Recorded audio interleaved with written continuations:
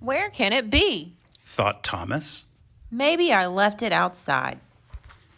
He looked in the tall grasses. He walked around the house.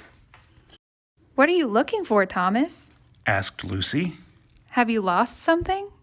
Yes, Said Thomas. yes, I have. Just this morning, I fetched my fruits from my special fruit drying spot. Such a beautiful basket of dried up fruits.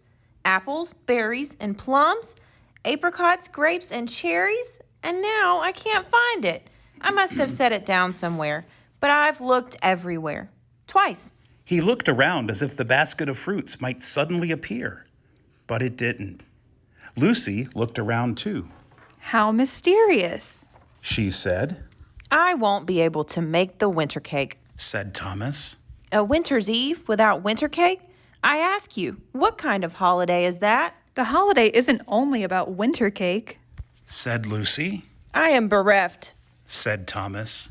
forlorn. An icy blast lifted Lucy briefly from the ground. I'd better get going, Thomas. She said. It's starting to bluster. But don't be sad. We'll have a wonderful holiday. We always do. I don't see how. Thomas called out as she flew away. I honestly don't. He said to himself. Perhaps I should have invited her inside. He added as the winds grew stronger and snowier.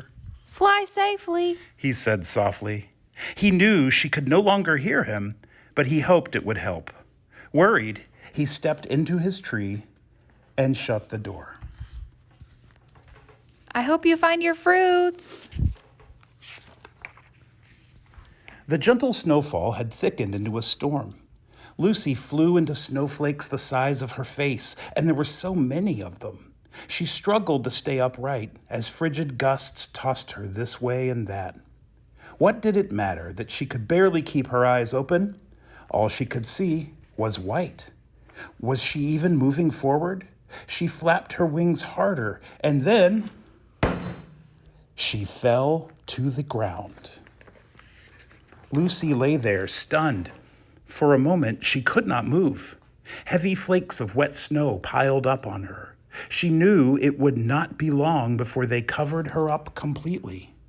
With a mighty effort, she struggled to her feet and leaned into the fierce winds. Amid the pelting snow, there were fragrant whiffs of something else. Something friendly. Tea, She said aloud. cocoa, and pastries. She listened and heard the faint muffled buzz of cheery voices. I'll just stop in She said to herself. and wait for the storm to pass. This weather is crazy. I'm sweating with hibernating. I don't know what it So feels like. weathery. Sometimes it's Even just with rough and I sometimes never hibernate. I just don't Never know. I seen really so don't. much The weather. weather puts me in the mood for the weather, it holiday. Really. Found me a nice basket of dried up fruits this morning. Perfect for winter cake. Well, almost everyone. Lucy's ears perked up. Saw a tall, sleek animal with small, round ears speaking to the server as he paid his bill. He held a basket filled with beautiful dried up fruits, apples, berries, and plums, apricots, grapes, and cherries. It's no joke. Any idea who it might belong to? If you tell me where he went, I'm sure I'll just take it there myself then. She couldn't hear all of what he said. It was so noisy, but she heard enough. Hastily, she paid for her tea and biscuit and hurried after the vile beast. There it is. Thomas's dried up fruit. I feel as if someone is following me. Outside, the storm had ended as quickly as it began. I don't know what I'll do, but I must do something. I must be imagining it. Already the winter sun was turning the top of the snow crisp and sparkly. But wait, what was this? The good-for-nothing fruit thief was knocking on a door. Thomas's door. The door opened and Thomas stood in the doorway. I think this may be yours. Said the scoundrel. I found it in the meadow. Someone at the tea room told me where to find you. Oh said Thomas. Thank you. Thank you so much. My pleasure, said the stranger. A holiday without Wintercake is a poor one, indeed. Good afternoon, then. The stranger turned and walked away, whistling a cheery tune. As he passed the bush where Lucy sat, he glanced up absent-mindedly and said, Lovely day, what? Lucy managed to close her beak. Then she opened it and said, Yes, isn't it? Lucy fluttered down and pecked at Thomas's door. So many visitors. He said when he opened it. What a spectacular day this is. I am jubilant, extra happy. Lucy hopped inside. She told him her tale.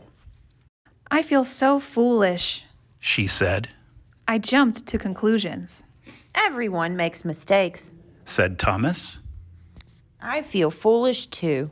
I remember now that I set my basket down to catch snowflakes on my tongue. The first flakes of the season are the most scrumptious. I guess I forgot to pick it back up. Thomas smiled. How kind of him, though. He said, What a noble chap. Yes. said Lucy. Let's make him a winter cake. Said Thomas. Yes. Said Lucy. Let's. So they chopped, they sifted, they measured, they poured and they stirred. They almost forgot the walnuts. More chopping, more stirring. They popped the pan into the oven and set the timer. While the cake baked, they sang songs and gossiped. The winter cake, when it came out, was a beauty. Golden brown with bits of color like jewels. It smelled divine. Thomas drizzled the white icing over it like snow on a lumpy hillside. He lifted it onto a pretty plate and tied a ribbon around it. I've thought of something. Said Lucy. What? Said Thomas. We don't know where this guy lives. Said Lucy. We don't even know his name. Said Thomas. That's true. The two friends looked at one another. They looked at the winter cake on its plate with its ribbon. They looked down at their shadows, blue shapes on the snow. A trail of crispy footprints led from where they stood away through the forest. That's it. Cried Lucy. We can follow his footprints. Yes. Said Thomas. Off we go. And off they went. At first, it was easy, but soon there were obstacles. I am stout, but nimble. I hope. And difficulties. How are you doing? I am buoyant, but only for a while. You're almost to the shore. There were icy streams and tangled thickets. Daylight dwindled. Our friend must be an agile fellow. He is certainly slender. In the murky twilight, Thomas and Lucy did not see the precipice. It's a sturdy winter cake, a resilient winter cake. It must have bounced on a pointy rock. The pretty plate was broken, but the winter cake wasn't. Maybe it was a mistake to travel so far. It's a bit farther than I thought it would be. Still, it was cold and dark, and they were far from home. Lost, perhaps. The shivering friends huddled together for warmth. Thomas, Said Lucy. I see a light. Is it the light of heaven? Asked Thomas. No. Said Lucy. Well, maybe. Sort of. I think it's from a candle or a small fire. Look. Thomas looked, and sure enough, a faint glow shone from a crevice in the darkness. Cautiously, they crept toward it. As they drew near, they heard humming. They arrived at the opening of a hollow in the bank. They peered inside, and there he was.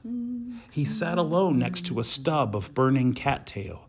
He hummed furiously and festively, then abruptly, he stopped. It's no use. He said. Hum as I might, it's winter's eve and I'm all alone. I ask you, what kind of holiday is that? Lucy stepped inside the hollow. But you're not alone. She said. Gah! Gah! bellowed Thomas, flinging the Wintercake into the air. It fell to the ground. This time it broke. We come in peace, said Thomas. bearing Wintercake, which is in pieces. Haha, pieces, get it? Oh, said the flustered stranger. it's you and you. Oh, me, oh, my. Come in. Would you like some? He looked around the bare, dismal hollow. I'm afraid there isn't anything. He said, I've only just moved in. There's Wintercake. said Thomas, picking up the pieces. It's only a cake, after all. There's light, there's you, and there's us. What more do we need? Let's build up the fire a bit, though. said Lucy. They stepped outside and gathered sticks for a fire. Soon it burned merrily, warming them as they sat in its golden glow. We traveled a long way to find you. said Thomas. However did you come to be in our neck of the woods? And how did you come to be here? Also, what is your name? Their host laughed. I'm Tobin, He said, and it all started with a mistake. So many good things do. said Lucy. Tell us yours. An excellent Wintercake. Stupendous. Outside the hollow, snow was falling again. Inside, a friendship was being born. Tobin's story was the first of many told that night, and for years and holidays to come. The three friends made a tradition of taking their Wintercake to a bare hollow and telling stories around a merry fire. I ask you, what kind of holiday is that? A jubilant one, you might say. Extra happy, a little bit mysterious, a wonderful holiday every time.